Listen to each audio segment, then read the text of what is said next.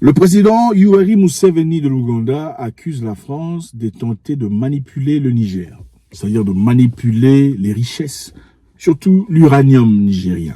C'est-à-dire donc enrichir la France à travers l'uranium nigérien pendant que les Nigériens eux-mêmes sont appauvris, avilis par les difficultés qu'ils traversent. J'espère que vous allez bien. On va commencer par faire ça. C'est toujours avec beaucoup de plaisir qu'on vous a. Vraiment, merci. Si vous n'êtes pas encore souscrit, on vous encourage de le faire. Faites-le maintenant. Ok, c'est fait. Super, on y va. Donc, le président Yoweri Museveni, que beaucoup connaissent, c'est une personne, un gémon footiste de la dernière race. En tout cas, voilà. Il dit ce qu'il pense, sans difficulté, sans contrainte. Il a fait un commentaire très brûlant, disant que la France essaie de manipuler le Niger. C'est-à-dire, la France, depuis très longtemps, a manipulé le Niger, lui faisant croire qu'il y avait des intérêts français positifs, mais en réalité, la France ne fait que piller tout ce qu'il y a comme uranium et autres bazar. Il n'y a aucun sens, il n'y a aucune façon d'expliquer le fait que le Niger, producteur d'autant de minéraux, autant d'uranium, sont en difficulté de production de courant. Suivant. You have heard of the quarrels going on in Niger, in West Africa,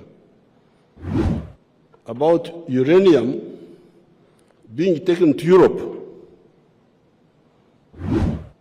That's how I came to know recently. When this crisis started, we started getting information that apparently Niger is exporting a lot of uranium to Europe and to France for them to use in their nuclear power stations to generate electricity for themselves. So this morning I took interest. I said, by the way, what is the electricity supply in Niger?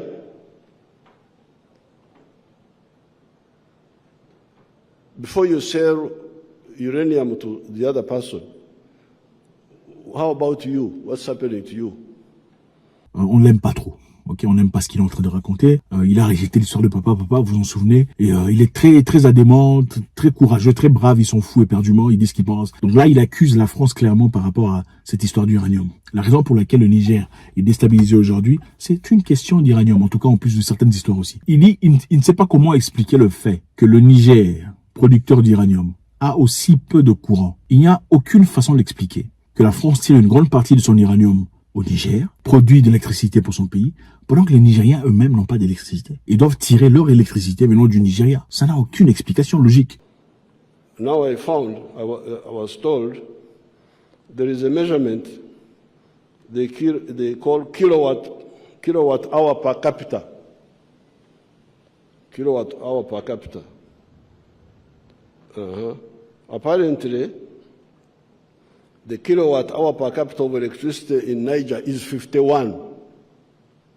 51. Every person in Niger is using 51 kilowatt hour per capita. The GDP of Niger is US dollars 613. Now, here in Uganda, our kilowatt hour per capita was very low, was like this some years ago, was as low as this one of Niger. But now it's about 300, still very low, but that's where it is. Then how about the United States? What is the kilowatt hour per capita of the United States? 12,000. Now, Uganda has got a lot of uranium. Some years ago, a Western company came and proposed to mine the uranium. They came here, said they want to mine the uranium. I asked them, mine it and take it where? They said, export it. That was their answer. I asked them, export it for what purposes? They told me, for the purposes of generating nuclear energy, for electricity, and other uses such as medicine, vector control, etc. I then asked them, have you heard a rumor that there are some human beings here in Uganda who need electricity?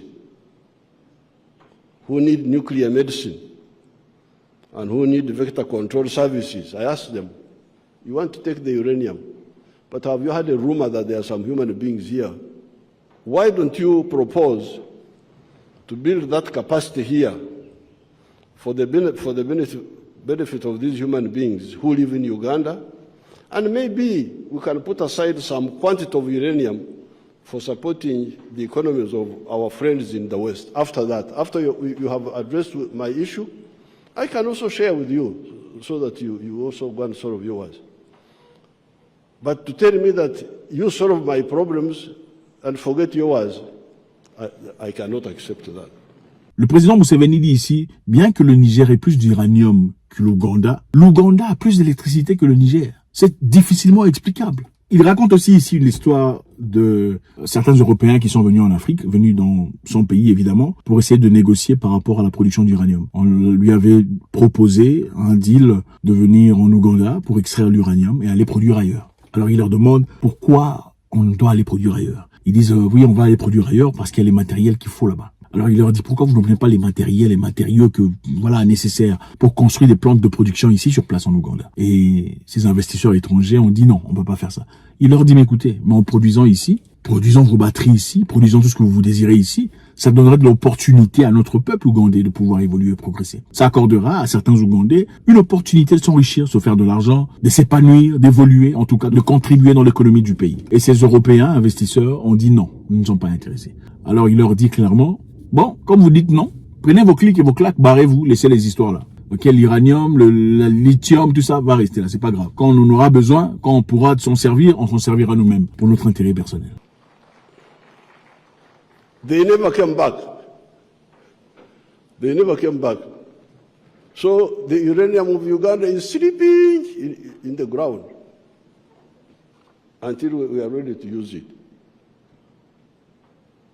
We have now agreed with the Russians and the Koreans to build 2 nuclear power stations for electricity of 15,600 megawatts total. Imagine, just 2 stations will produce 15,000 megawatts. One, 7,200 megawatts, the other one, 8,400 megawatts. Our biggest dam on the Nile is the Karuma with 640 megawatts. The hydro. The biggest opposition of our plan of building an integrated national economy has been mainly internal, from some elements of the political and bureaucratic classes who perform the role of comprador bourgeoisie, agents of foreign interests, Mao Zedong talked about in China.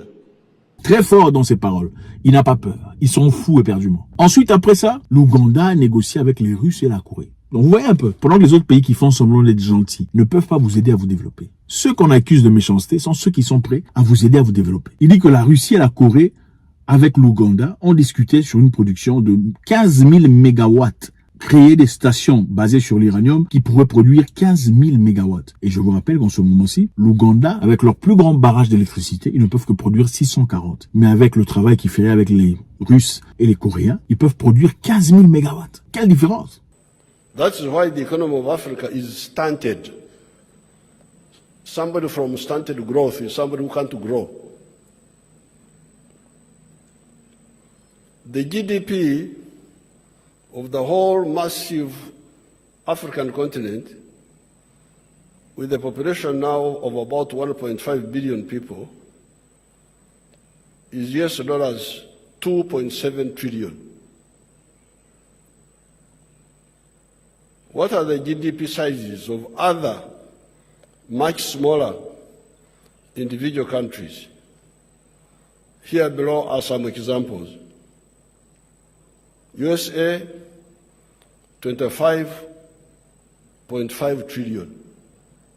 Africa 2.7 trillion. Le président ougandais dit clairement ici que l'Afrique en a marre. On a marre d'exporter les histoires brutes, c'est-à-dire exporter le coco, exporter l'uranium, exporter le cuivre, l'or, l'étain et tout le reste. L'Afrique ne veut plus exporter les histoires brutes. C'est-à-dire, quand on exporte les histoires brutes, ça permet à celui qui, l'exportateur évidemment, d'aller produire et de se faire beaucoup d'argent. Mais quand vous produisez sur place, vous créez des usines sur place, ça permet aussi à l'économie locale de se développer. Je pense qu'il est très important de le dire. Il mentionne encore ici, il dit, comment expliquez-vous qu'un continent portant dans son cœur plus d'1,5 milliard de personnes, ayant un GDP de 2,5 trillions de dollars, 2,5 trillions, trillion c'est 1000 milliards, 2,7 milliards de dollars, pendant que les États-Unis d'Amérique, un seul pays, a 25,5 milliards de dollars. L'Afrique dans son entièreté avec 54 pays, 1,5 milliard d'humains, a 2,7 milliards de dollars et les États-Unis à 25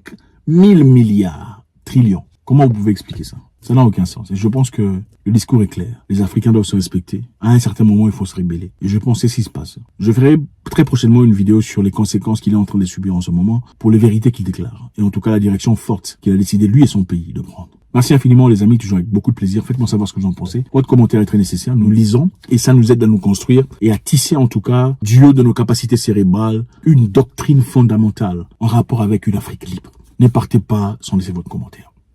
God bless.